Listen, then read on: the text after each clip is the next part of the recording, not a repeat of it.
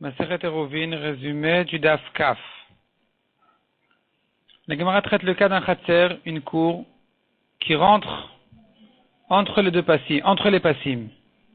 Est-ce qu'il est permis de porter là-bas ou pas? La Gemara dit oui, il est permis de porter du Khatser au passim, des passim au Khatser, c'est permis. Si par contre il y a deux cours, c'est interdit.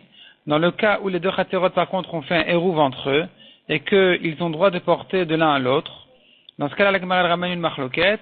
Est-ce qu'ils ont le droit de porter de ce Khatser commun à eux deux au passim ou des passim au Khatserot? La Gemara dit ensuite, les passim qui sont tout autour du puits, ils ne permettent de porter là-bas que grâce à l'eau qui se trouve dans le puits.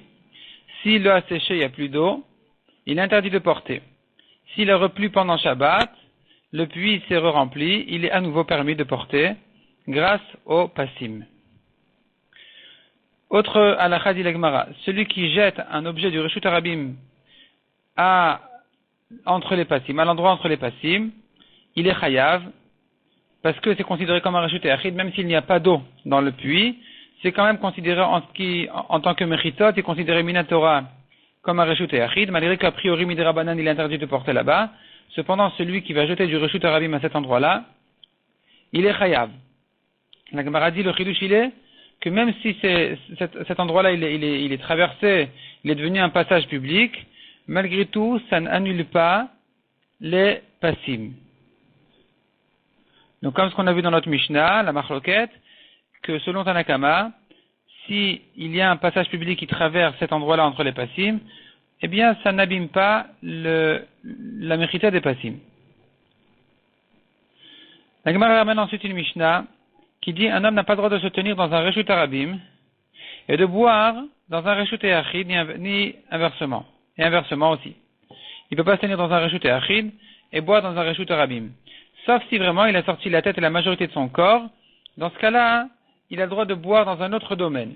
La Gemara dit, bon, ça c'est pour un homme. Qu'est-ce qu'il en est maintenant d'une vache? Est-ce qu'il faut qu'il y ait la majorité de son corps dans le domaine où se trouve l'eau, ou il n'y a pas besoin? Alors la Gemara dit, bon, déjà c'est évident. Dans le cas où l'homme, il tient le seau, mais il ne saisit pas la vache. Puisqu'elle peut tourner la tête avec le seau, et que finalement le seau va changer de domaine, là c'est clair que il faut vraiment qu'il y ait la majorité de son corps, la tête et la majorité, qui soient dans l'endroit où se trouve l'eau. La question se pose dans le cas où il attrape bien la vache en même temps que le seau. Est-ce qu'ici aussi il faut qu'il y ait la majorité ou pas? Ça reste en safek. La Gemara a fait tout un développement, mais finalement ça reste en safek. Deuxième version de la Gemara, dans le cas où la vache, dans le cas où la vache elle est saisie en même temps que le seau, là c'est clair qu'il est suffisant que la majorité de son corps soit dans le même endroit que l'eau. La question se pose dans le cas où il tient le seau mais il ne tient pas la vache.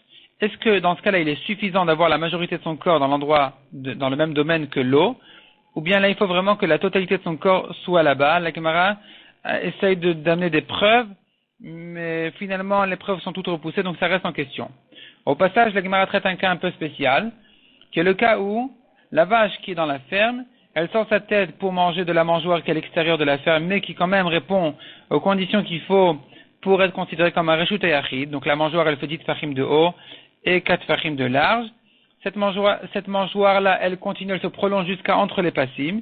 L'homme qui veut puiser de l'eau du puits d'entre les passim, il n'aura pas le droit d'amener le seau vers la vache en sortant des passim, c'est évident. Mais même s'il fait passer le seau par la mangeoire, qui est elle-même considérée comme un Reshut Yachid, il est quand même interdit parce qu'on craint qu'il risque de sortir le seau et de le re-rentrer. Et donc finalement, il ne va pas faire attention s'il y a une réparation à faire au passage. Et donc c'est interdit. Il faut vraiment qu'il vide le seau dans la mangeoire, dans le début de la mangeoire, c'est-à-dire en réalité là où c'est encore entre les passim.